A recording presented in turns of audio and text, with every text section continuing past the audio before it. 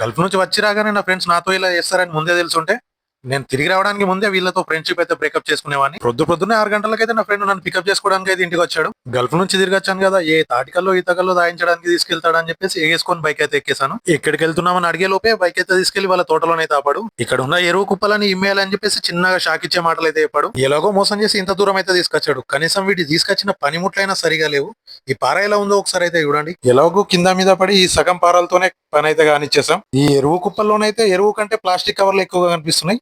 వీటి చేన్లో పోసుకోమని ఐడియా ఎవరు ఇచ్చారో తెలియదు వీడికి. మేము ఒళ్ళంతా హూనం చేసుకుని ఎరువు కుప్పలని ఏమి వస్తుంటే వాడైతే అటు ఇటు తిరుగుతూ ఖాళీగా టైం పాస్ చేశాడు. ఎరువు కుప్పలు చిమ్మేయడం అయిపోయిందని చెప్పేసి సంతోషపడే లోపల ఇప్పుడే ఇంకా పని అయిపోలేదు.